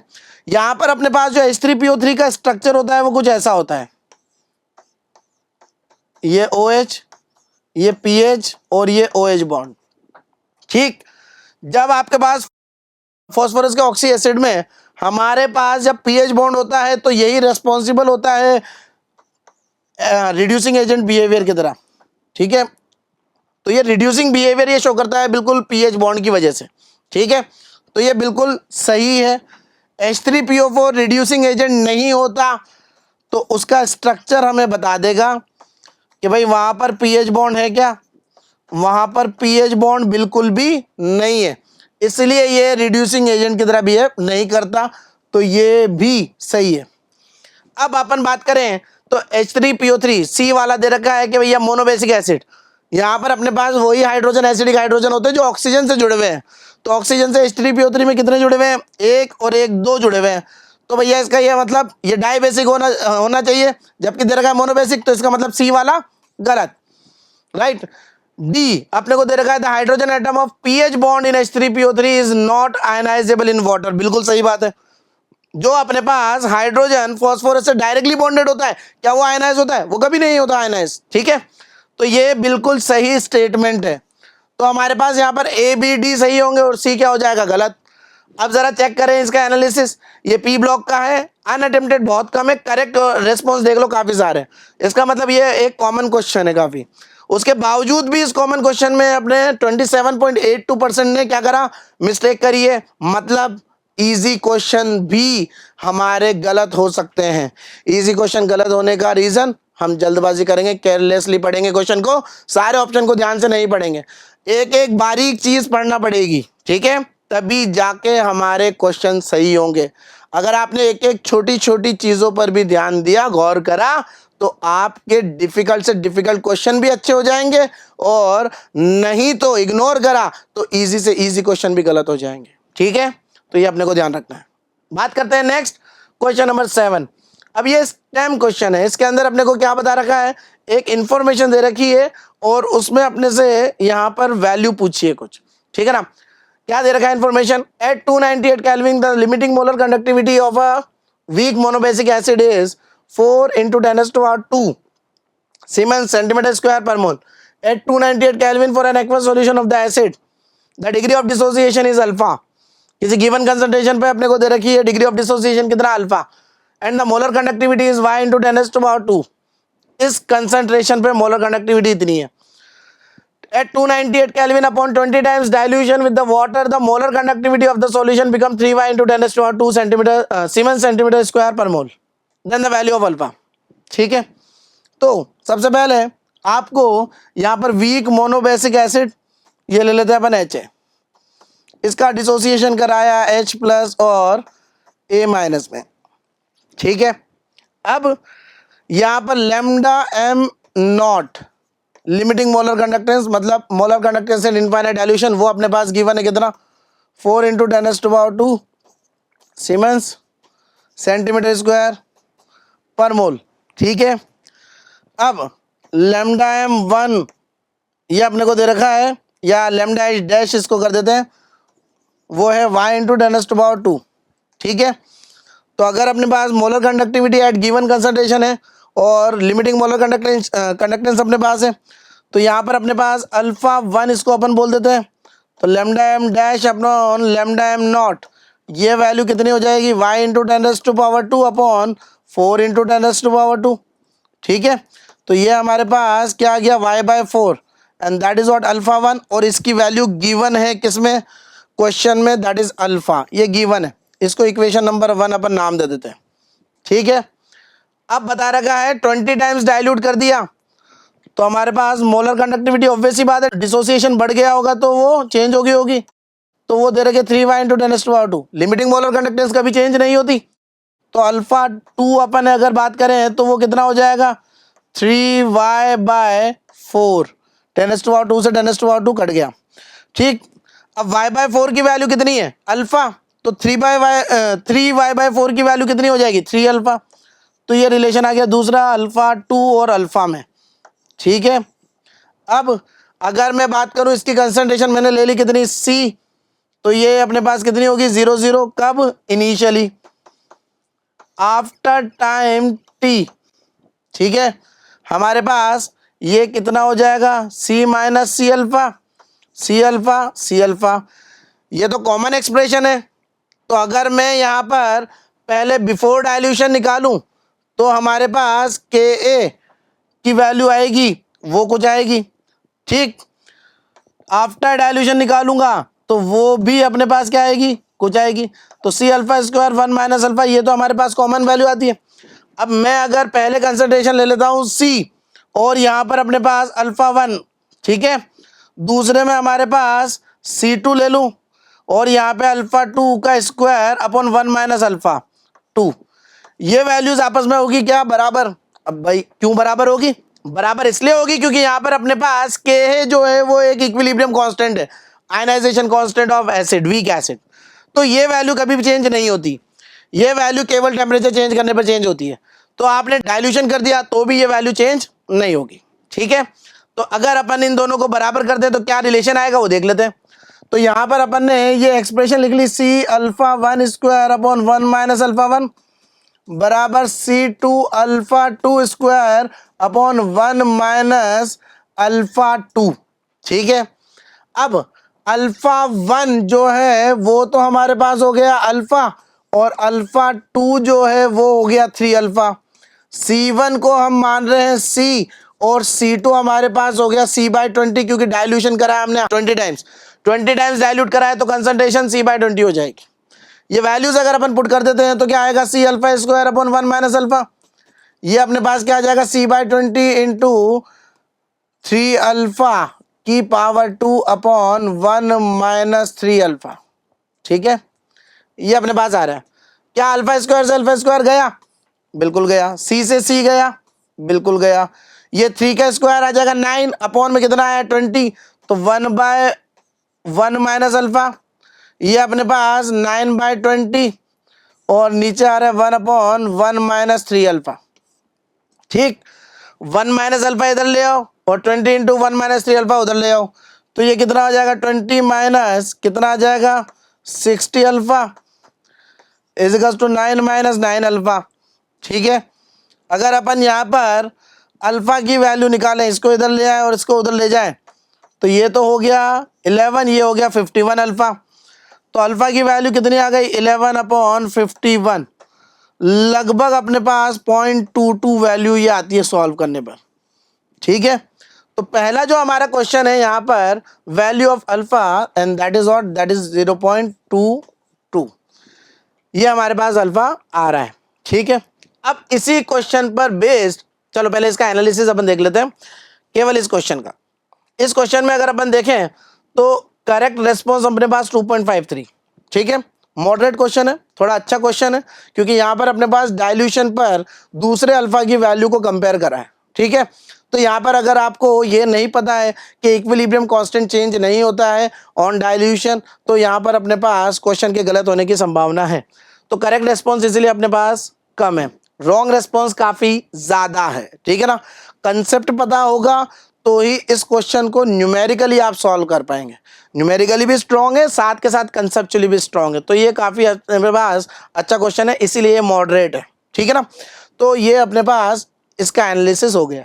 बात करते हैं नेक्स्ट, इसी स्टेम के अंदर एक क्वेश्चन अपने से दूसरा पूछा है, द वैल्यू ऑफ y। ठीक है, हमें याद करो अल्फा बराबर y/4, ये हमने रिलेशन निकाला था। ठीक है, तो y बराबर कितना आ जाएगा 4 अल्फा आ जाएगा। अब अल्फा की वैल्यू हमने कितनी निकाली, हमने निकाली 0.22, तो y बराबर कितना हो जाएगा 4 इंटू 0.22, तो अपने पास कितना आ गया 0.88, ये y की वैल्यू अपने पास आ गई। ठीक है, तो ये हमारे पास 0.88 हो जाएगा। अब देखो अगर ये क्वेश्चन डायरेक्टली आपको दे दिया जाता तो फिर वहां पर ये क्वेश्चन काफी अच्छा हो जाता, लेकिन क्योंकि पहला अपने से क्वेश्चन पूछ रखा है तो इसलिए ये वाला क्वेश्चन काफी आसान हो गया। ठीक है, तो हमें रिलेशन पता है, इसलिए पहले अल्फा अपन ने निकाल रखा है तो y की वैल्यू हम आराम से निकाल सकते हैं। तो यहाँ पर अगर अपन देखें तो अनअटेम्प्टेड इतने हैं, करेक्ट रेस्पॉन्स, जब पहले ही क्वेश्चन में जब गलतियां काफी सारों ने कर दी है तो करेक्ट रेस्पॉन्स तो ऑब्वियस सी बात है गलत होना ही है, कम हो जाना है। ठीक है, तो रॉन्ग रेस्पॉन्स काफी ज्यादा है, इसीलिए ये क्वेश्चन थोड़ा सा अच्छा लेवल का क्वेश्चन है, क्योंकि इसका पूरा का पूरा जो डिपेंडेंसी है वो आती है फर्स्ट क्वेश्चन पे इसके। ठीक है, तो ये हमारे पास इस क्वेश्चन का एनालिसिस है। गौर से देखिए हर एक रेस्पॉन्स इंपॉर्टेंट है। ठीक है, तो इसीलिए क्या क्या गलतियां कर सकते हैं वो ही सीखना है, और गलतियों से जब अपन सीखते जाएंगे तो हमारी जो एफिशिएंसी है, हमारी जो एक्यूरेसी है वो काफी अच्छी होती जाएगी। ठीक है, बात करते हैं next, reaction of x gram of tin with HCl quantitatively produces a salt. Entire amount of the salt reacted with the y gram of the nitrobenzene in the presence of the required amount of HCl to produce 1.29 gram of an organic salt. ठीक है, तो ये अपने पास basically जो tin है वो HCl से react करके SnCl2 बनाएगा। ठीक है ना, तो हमारे पास यहाँ पर जो रिएक्शन है SN और HCl की, ये अपने को देगा SnCl2 plus HCl plus H2 gas. ठीक है, ये जो हमारे पास होता है यहाँ पे जो टिन होता है वो रिड्यूसिंग एजेंट की तरह बिहेव करता है, क्योंकि टिन की टेंडेंसी होती है +2 से +4 में जाने की। ठीक है ना, अब ये जो हमारे पास सॉल्ट बना, इस सॉल्ट की रिएक्शन हमने कराई किससे, SnCl2 से। ये हमारे पास रिड्यूसिंग एजेंट है और ये हमारे पास ऑक्सीडाइजिंग एजेंट है। तो भैया हमारे पास जब ये रिड्यूस होता है तो बनाएगा क्या, एनिलीन बनाएगा। ठीक है ना, लेकिन यहाँ पर अपने को क्वेश्चन में दे रखा है उसको अपन गौर करेंगे। ठीक है ना, तो भैया नाइट्रोबेंजीन y ग्राम जब रिएक्ट करता है तो हमारे पास क्या प्रोड्यूस होता है 1.29 gram of an organic salt. तो यहाँ पर एनिलीन बनता है, लेकिन वो एसिड की प्रेजेंस में एनिलीनियम आयन में कन्वर्ट हो जाएगा। तो एनिलीनियम क्लोराइड हमारे पास यहाँ पर बन रहा है, ठीक है, और ये अपने पास SnCl4 में कन्वर्ट होगा। अब ये एक रेडॉक्स रिएक्शन है। रेडॉक्स रिएक्शन को अगर अपन बैलेंस करेंगे तो बैलेंस करने के लिए हमारे पास रेडॉक्स का ही मेथड यूज करना पड़ेगा। जब आप यहाँ पे रेडॉक्स का मेथड यूज करेंगे तो यहाँ पर अपने पास आ जाएगा 3, ठीक है ना, 3 मोल SnCl2 अपने को रिक्वायर्ड होगा। तो यहाँ पर अपने से पूछा है क्या कि आपके पास x क्या होगा, पहले तो ये पूछा है वैल्यू ऑफ x, ठीक है। अब x की वैल्यू अपने को निकालने के लिए स्टोइकियोमेट्री को यूज करना पड़ेगा। सबसे पहले मैं निकालता हूँ मोल्स ऑफ टिन। टिन के मोल्स हमारे पास कितने आएंगे जरा देखें, given mass upon molar mass. Molar mass tin का हमारे पास कितना है, मोलर मास हमारे पास दे रखा है 119, ठीक है। तो यहाँ पर हमारे पास स्टोइकियोमेट्री Sn और SnCl2 की सेम है, तो भाई मोल्स ऑफ SnCl2 वो भी हमारे पास कितने आ गए, x/119, ठीक है। फिर अगर अपन बात करेंगे कि भाई यहाँ पर अपने पास SnCl2 कंप्लीटली रिएक्ट कर रहा है कितने से, y ग्राम नाइट्रोबेंजीन से। तो मोल्स ऑफ नाइट्रोबेंजीन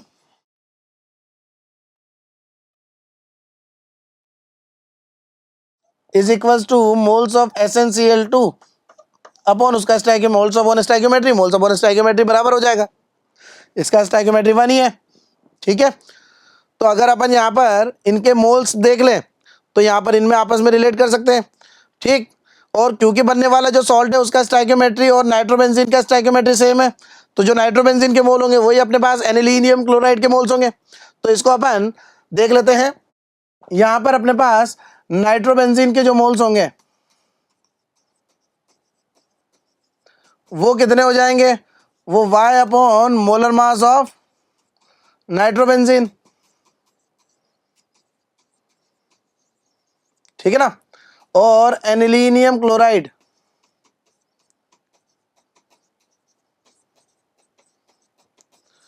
उसके अपने पास मोल्स कितने हो जाएंगे, वो हो जाएंगे x/119 divide by stoichiometric coefficient. ये भी किसके बराबर हो जाएगा, x/3 × 119, ठीक है ना, इसके बराबर हो जाएगा, राइट। अब क्वेश्चन में हमें दे रखा है 1.29 ग्राम ऑफ ऑर्गेनिक सॉल्ट अपने पास प्रोड्यूस हो रहा है।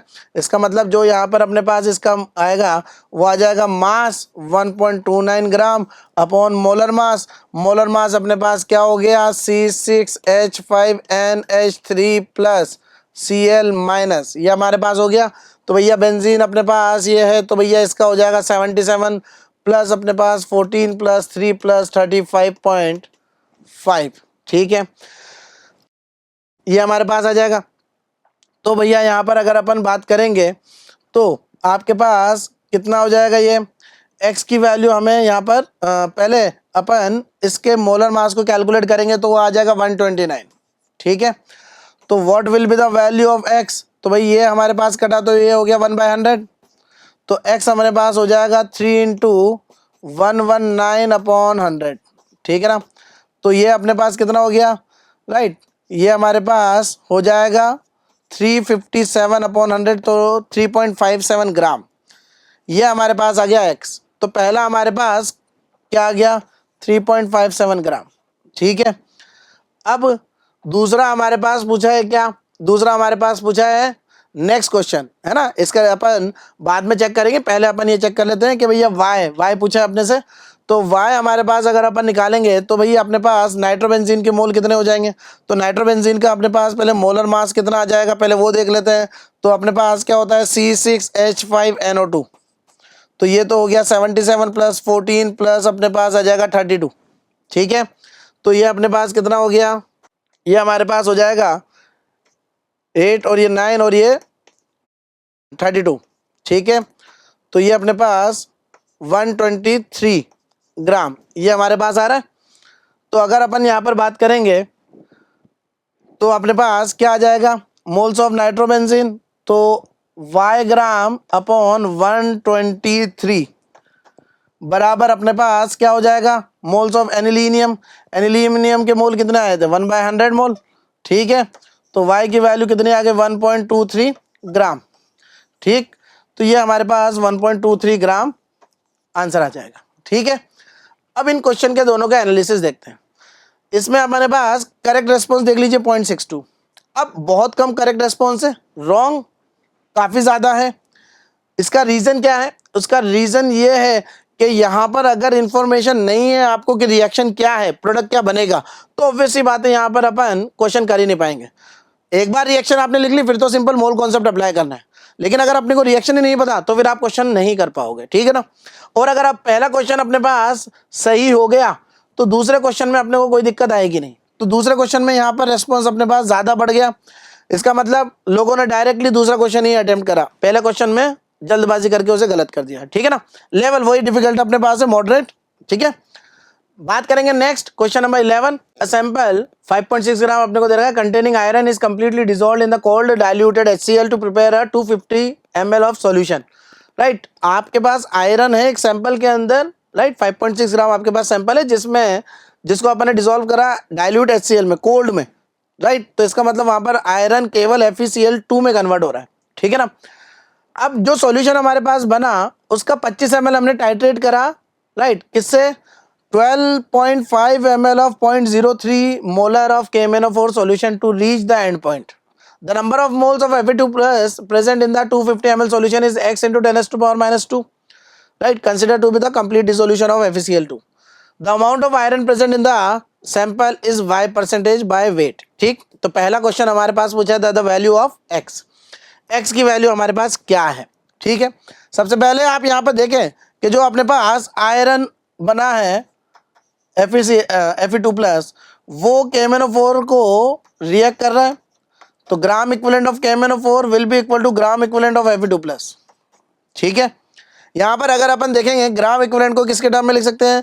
मोलारिटी के टर्म में। तो M1 V1 n फैक्टर 1 बराबर M2 V2 n फैक्टर 2, ठीक है। अब अगर अपन यहाँ पे बात करेंगे मोलारिटी इसकी दे रखी है 0.03,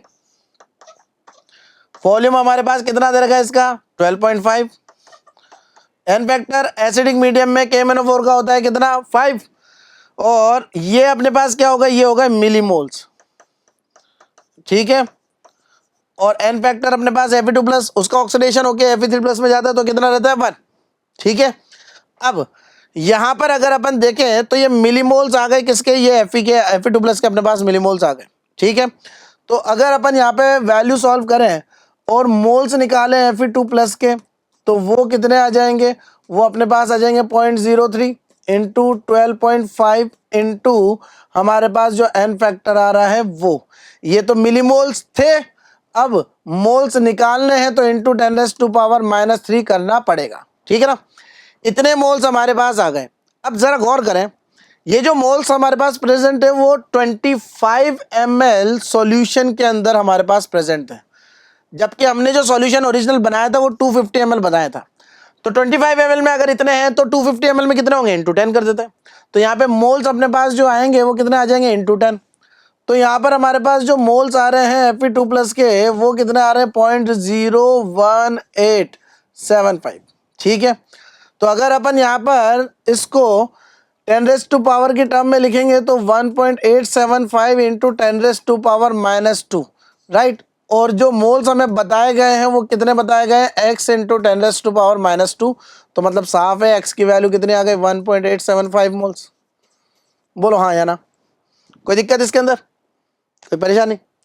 तो ये हमारे पास x आ रहा है, तो अगर अपन देखें तो अपन बोल देंगे 1.875, ये वैल्यू किसकी आ गई, ये वैल्यू हमारे पास आ गई x की, ठीक है। अब बात करते हैं इसके एनालिसिस की। तो एनालिसिस में अगर अपन देखें तो अनअटेम्प्टेड रह गए 23.54, मतलब काफी लोगों ने इसको अटेम्प्ट करा है। करेक्ट अपने पास है 6.09, रॉन्ग 70%, अभी भी मतलब काफी ज्यादा रॉन्ग है। और ये क्वेश्चन अपने पास मॉडरेट लेवल का ही है, ठीक है। अब रॉन्ग इसमें ज्यादातर हमारे पास क्यों हुए, रॉन्ग इसलिए हुए क्योंकि 25 ml सॉल्यूशन अपन ने टाइट्रेट करा था अगेंस्ट KMnO4 जो अपने पास गिवन था। उसके अंदर अगर आपने 25 ml ना लेके, है ना, 25 ml में ही जो आपके पास वैल्यू आई उसी को ही अगर आपने मान लिया नंबर ऑफ मोल्स, तो आपका गलत आंसर हो जाएगा x की वैल्यू, ठीक है। आपको निकालना है 250 ml के अंदर, ठीक है। किसके अंदर निकालना है, 250 ml के अंदर एक्चुअल सॉल्यूशन बनाया था, इसलिए वहां पर गलत हुआ, ठीक है। तो इसलिए यहाँ पर रॉन्ग रेस्पॉन्स यहाँ पर आ रहे हैं। बोलो बात समझ में आ गई। नेक्स्ट अगर अपन बात करें इस क्वेश्चन की, अब इसमें क्या दे रखा है, यहां पर अपने को पूछा है वैल्यू ऑफ वाई। अब वाई क्या था, वाई हमारे पास था percentage of Fe2 plus percentage by weight, ठीक है ना। The amount of iron present in the sample is Y percentage. तो यहां पर अपने पास मोल्स कितने आए Fe2 प्लस के, वो हमारे पास आ गए 1.875 इंटू 10⁻⁻² मोल्स, ठीक है।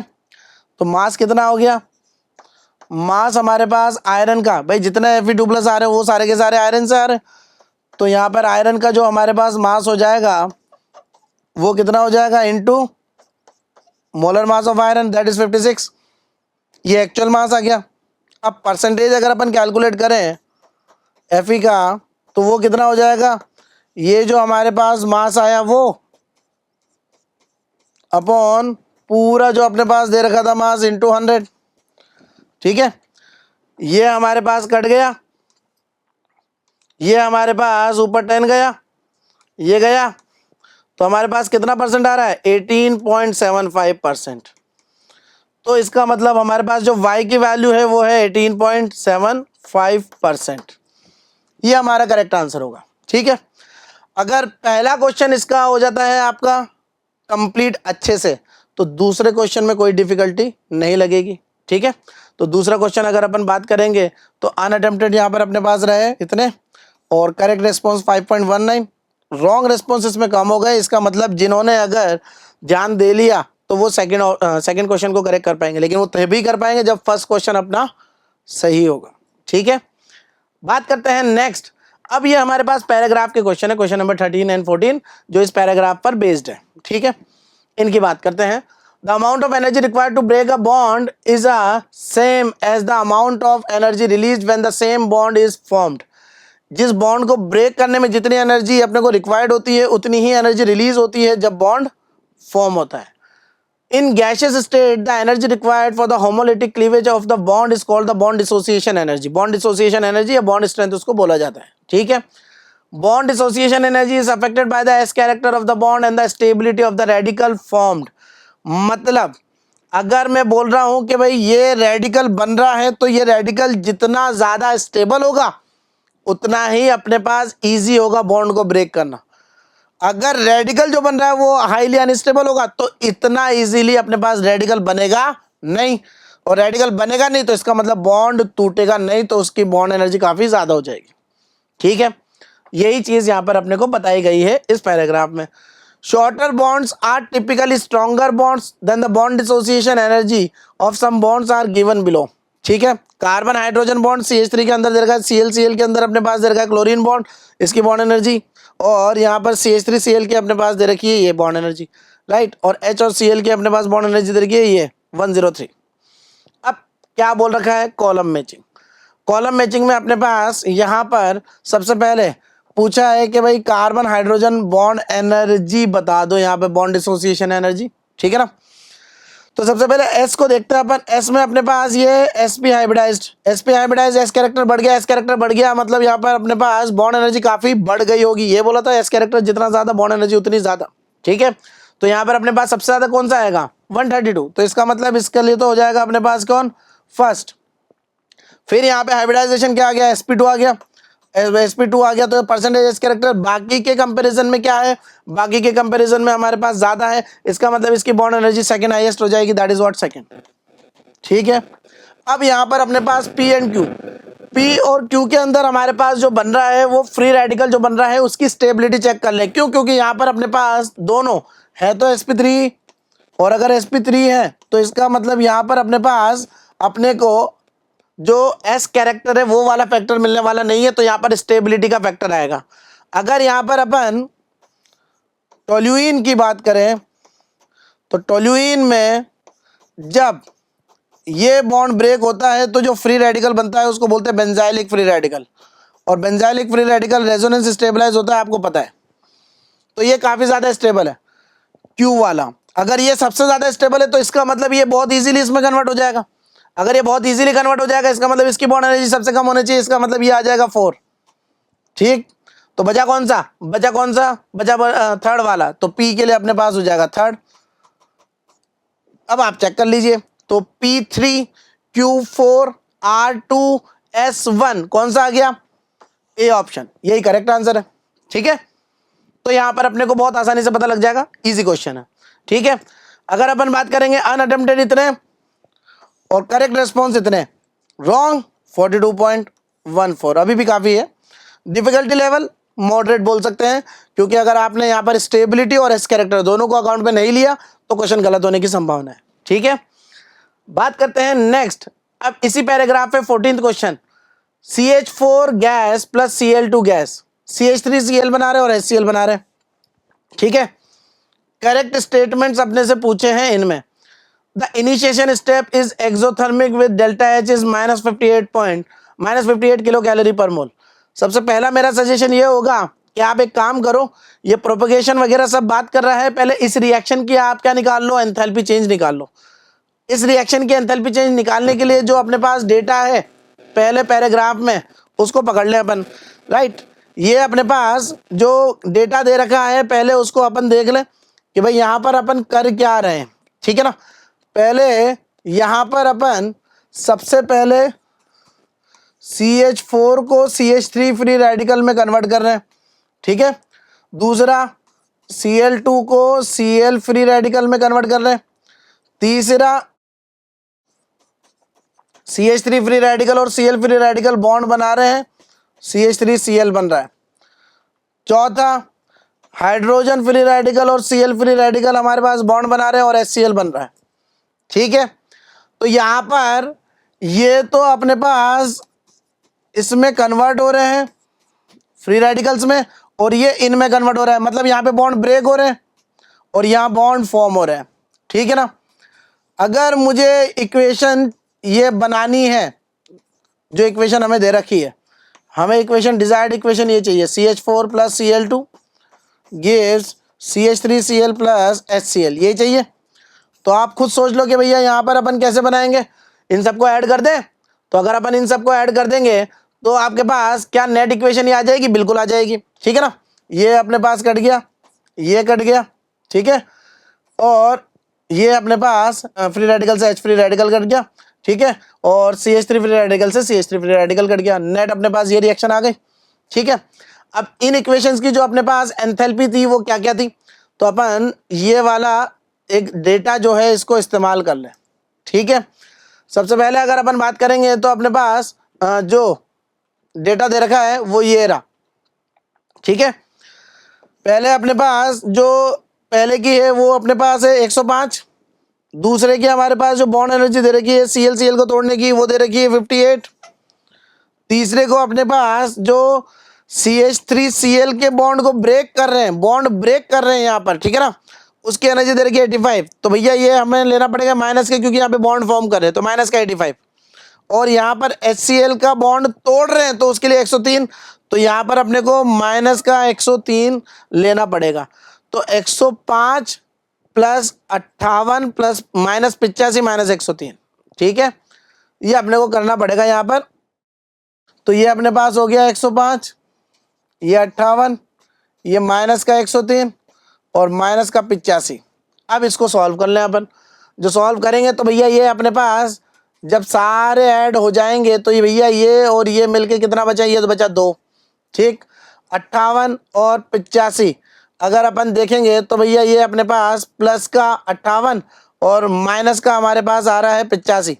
ठीक है, तो भैया अपने पास कितना हो जाएगा, ये अपने पास 83 हो जाएगा माइनस का।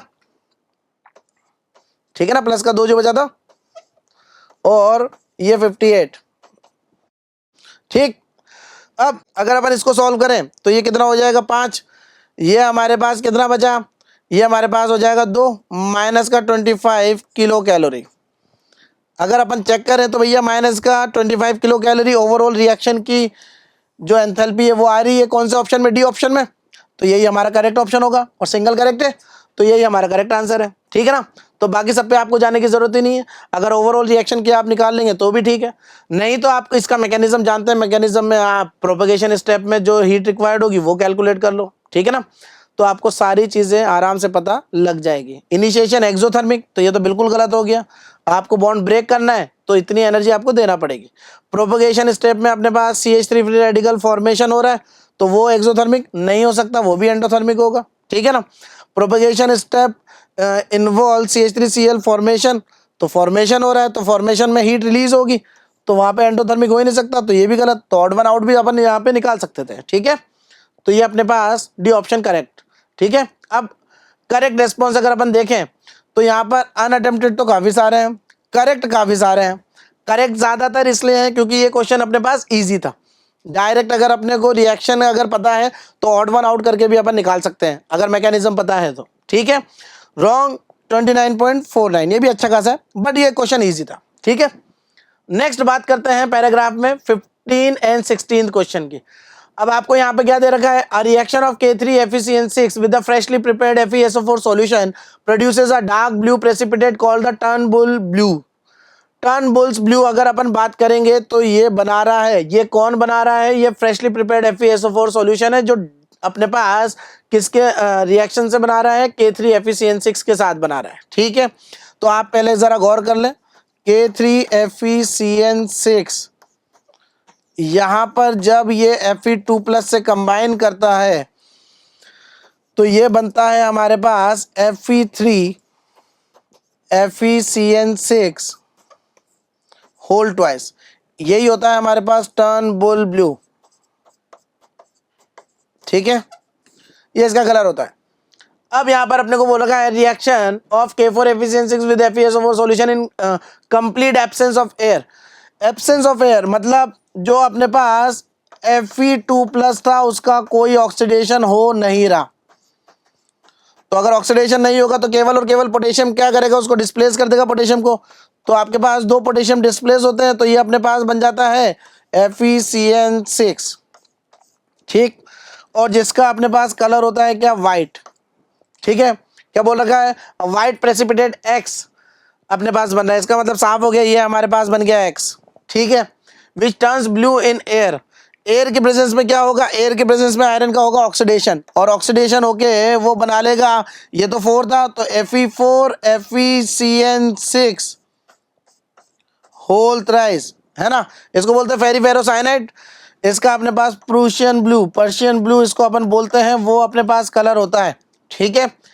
ये हमारे पास बन रहा है ब्लू कलर, ठीक। तो अब आगे क्या बता रखा है, mixing the FeSO4 solution with NaNO3 followed by the slowly addition of the concentrated H2SO4 through the side of the test tube produces a brown ring, मतलब ब्राउन रिंग कॉम्प्लेक्स बनना है, साफ बात है। तो अब यहाँ पर अपन पहला क्वेश्चन देखते हैं, प्रेसिपिटेट X, प्रेसिपिटेट X साफ हो गया, कौन हो गया हमारे पास K2FeCN6, ठीक है। ये क्वेश्चन हमारा करेक्ट हो गया, राइट। मॉडरेट क्वेश्चन इसको अपन बोलेंगे, क्यों बोलेंगे, क्योंकि यहाँ पर अपने पास अगर आपको इन्फॉर्मेशन नहीं है कलर्स की और प्रेसिपिटेट की क्या रिएक्शन हो रही है उसकी, तो आप यहाँ पर अपन गलत कर सकते हैं। तो इसीलिए देख लीजिए 34.29% यहाँ पर लोगों ने गलत भी करा है, ठीक है ना। करेक्ट रेस्पॉन्स काफी अच्छा है, इसका मतलब इन सब ने वो सारी चीजें याद कर रखी थी, अगर याद होगा तो ही ये होगा, ठीक है। बात करते हैं next, among the following the brown ring is due to the formation of. Brown ring जब अपने पास फॉर्मेशन होता है तो वो क्यों होता है, तो यहाँ पर अपने पास FeSO4 की रिएक्शन जब आप NaNO3 in presence of H2SO4 जब आप कराते हो तो कॉम्प्लेक्स बनता है यहाँ पर FeH2O होल 5NO SO4, ये हमारे पास कॉम्प्लेक्स बनता है, यही हमारे पास ब्राउन रिंग कॉम्प्लेक्स होता है, ठीक है। बहुत इंपॉर्टेंट कॉम्प्लेक्स में से एक होता है ये, राइट। यहाँ पर अपने पास NO होता है +1 में, आयरन होता है +1 में, तो आप जरा चेक कर लीजिए कि भैया अपने पास ब्राउन रिंग कॉम्प्लेक्स कौन सा आ रहा है, राइट। तो भैया ये अपने पास डी ऑप्शन आ रहा है, ये हमारा करेक्ट हो जाएगा, ठीक है। अब अगर अपन इसका डिफिकल्टी देखें तो ये तो काफी इजी था, क्योंकि ब्राउन रिंग कॉम्प्लेक्स जैसे ही बोलते दिमाग में तुरंत हमारी बत्ती जल जाती है कि भाई यहाँ पर हमारे पास होता है FeH2O होल 5NO SO4, ठीक है ना। तो इसलिए ये ईजी है। तो करेक्ट रिस्पॉन्स इसीलिए देख लीजिए काफी ज्यादा बढ़ गया, ठीक है। और रॉन्ग फिर भी हमारे पास आ रहा है 37.33, ठीक है। तो ये अपन ध्यान रखें, राइट। अब बात करते हैं next question number 17th question हमारे पास दे रखा है 1 mole of an ideal gas at 900 kelvin undergo the 2 reversible process. ये अपने पास प्रोसेस नंबर 1 दे रखा है यहां से लेके यहां तक, ठीक है। और यहां से लेके यहां तक अपने पास दे रखा है प्रोसेस नंबर 2, और दोनों ही प्रोसेस बता रखे हैं क्या है, रिवर्सिबल है, क्वेश्चन में मेंशन है, right. 1 followed by 2 as shown below. If the work done by the gas in the two processes are same, then the value of ln v3 by v2. ठीक है, v3 by v2 अगर अपन यहाँ पर निकालना चाहते हैं तो सबसे पहले यहाँ पर प्रोसेस 1 में अगर अपन बात करें, प्रोसेस 1 अगर अपन देखेंगे तो हमारे पास कैसा process, through out the process 1 हमारे पास यहाँ पर एक्स एक्सिस पे है एंट्रोपी और वाई एक्सिस पे है इंटरनल एनर्जी अपॉन आर, ये है। तो इंटरनल एनर्जी कम हो रही है लेकिन एंट्रोपी कांस्टेंट है। एंट्रोपी कांस्टेंट किस में होती है, एडियाबेटिक में। तो एडियाबेटिक रिवर्सिबल प्रोसेस अपने को दे रखा है ना। अगर एडियाबेटिक प्रोसेस हमारे पास आ गया तो भैया हमारे पास जो W होता है वो किसके बराबर होगा, वो होगा डेल्टा यू के बराबर। डेल्टा यू हमारे पास कितना होगा, U2 माइनस U1। तो भैया हमारे पास U1 और U2 की वैल्यू दे रखी है। U1 अपने को दे रखा है 2250, राइट। ये U अपॉन R की वैल्यू है, तो U की वैल्यू कितनी हो जाएगी, इंटू R करना पड़ेगा। तो यहाँ पर अपने पास U2 की वैल्यू आ गई 450, तो ये हो गया 450R माइनस 2250R, ठीक है। तो W1 हमारे पास कितना हो गया, माइनस का 1800R, ठीक है ना। इसको सॉल्व कर लेंगे, माइनस का 1800R आ जाएगा। अब सेकंड प्रोसेस में अगर आप देखेंगे तो यहाँ पर अपने को क्या दे रखा है, सेकंड प्रोसेस में इंटरनल एनर्जी कांस्टेंट चल रही है। इंटरनल एनर्जी कांस्टेंट, इसका मतलब प्रोसेस 2 जो होगा वो हमारे पास हो गया आइसोथर्मल। आइसोथर्मल प्रोसेस हमारे पास होगा तभी जाके इंटरनल एनर्जी कांस्टेंट रहेगी, ठीक है। तो अब यहां पर अगर अपन आइसोथर्मल प्रोसेस में बात करते हैं रिवर्सिबल प्रोसेस की, तो W बराबर अपने पास क्या होता है, minus N R T L N. L N अपने पास इनिशियल वॉल्यूम V2 है, फाइनल V3, तो V3 बाई V2 ये आ जाएगा, ठीक है। अब मोल्स कितने दे रखे हैं, मोल्स अपने को दे रखे हैं 1, ठीक है। अपने पास जो nRT है, ठीक है, वो हमारे पास कितना हो जाएगा, R की वैल्यू तो हमारे पास वही रहेगी फिक्स। टेम्परेचर ये अननोन है, जो टेम्परेचर है वो हमारे पास अननोन है, तो टेम्परेचर पहले अपने को निकालना पड़ेगा। तो टेम्परेचर निकालने के लिए पहले अपन को यहाँ पर क्या करना पड़ेगा, हम इंटरनल एनर्जी जानते हैं वो क्या होता है, NCVMT। चेंज नहीं निकाल रहे, एक पर्टिकुलर निकाल रहे वैल्यू पर, ठीक है ना। अब U की वैल्यू अगर मैं बात करूं, राइट, जो प्रोसेस हमारे पास चल रहा है वो चल रहा है 450 है, जब अपने पास प्रोसेस 2 चल रहा है, राइट। U की वैल्यू 450R हमारे पास है, ठीक है। तो उस समय टेम्परेचर अगर अपन कैलकुलेट करना चाहते हैं, यहाँ पर हमारे पास क्या दे रखा है, यहाँ पर हमारे पास इंफॉर्मेशन दे रखी है, CVM की वैल्यू दे रखी है 5/2R, ठीक है। तो यहाँ पर अपने पास मोल्स पता है 1 है, ये हमारे पास आ गए 450R, तो N इंटू अपने पास कितना आ जाएगा 5/2R, N कितना हो जाएगा 1 हो जाएगा, इंटू टेम्परेचर, ठीक है ना। तो यहाँ पे R से R चला गया, ठीक है। तो टेम्परेचर की वैल्यू यहाँ पर मोल की वैल्यू 1 रख दिया अपन ने, 450 इंटू 2 अपॉन 5, तो ये कितना हो गया 900/5, ठीक। ये हमारे पास T आ गया।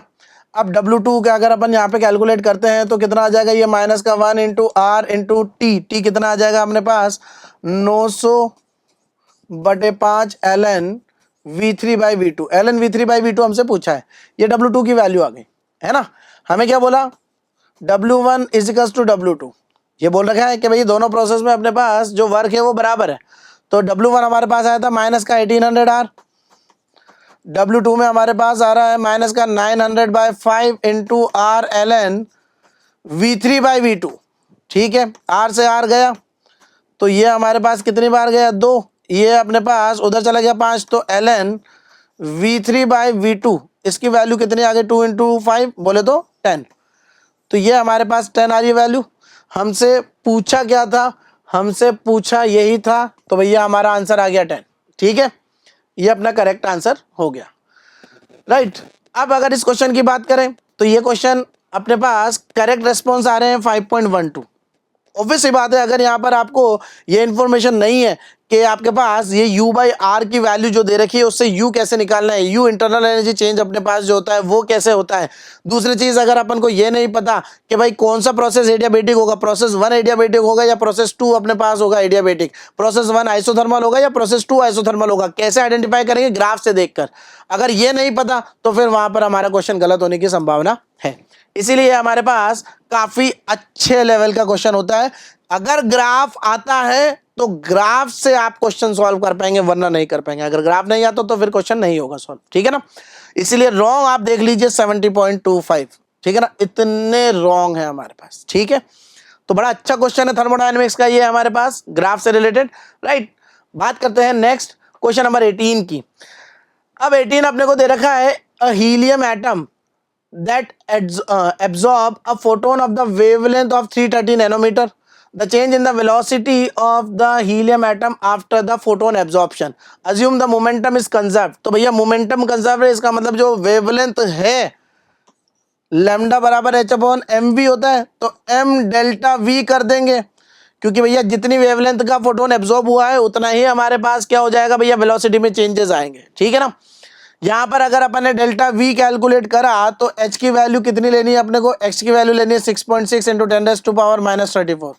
मास ऑफ हीलियम एटम अपने को दे रखा 4 ग्राम पर मोल, लेकिन यहाँ पर क्योंकि अपन वेवलेंथ की बात कर रहे हो तो एक एटम का लेना पड़ेगा, तो 4 ये तो अपने पास 1 मोल का मास हुआ, डिवाइड बाय एन है, दैट इज 6 इंटू 10⁻23, ठीक है ना। और यहाँ पे लैम्डा आ जाएगा, कितना आ जाएगा 330 नैनोमीटर है, तो इंटू 10⁻⁹ ठीक है। अब इसको अगर अपन ले जाते हैं ऊपर, ठीक है, ये ऊपर अपने पास पहुंच जाएगा, तो अगर अपन इसको सॉल्व करेंगे तो 6.6 into 10⁻34 into 10⁻9 into 6 into 10⁻23 divided by 4 into 330, ठीक है। तो ये हमारे पास गया कितनी बार, 2 बार, ये हमारे पास आ गया 2 बार, ये हमारे पास गया कितनी बार, 3 बार, ठीक है। तो यहाँ पर अपने पास 10⁻⁻ कितना हो जाएगा 35, तो 3 इंटू 10⁻⁻ माइनस का 35 इंटू अगर अपन बात करेंगे 10⁻⁻, ये कितना हो गया हमारे पास प्लस का 32, ठीक है। और ये अपने पास 10⁻⁻ हो जाएगा 36, क्योंकि 1 0 ये भी है, ठीक है।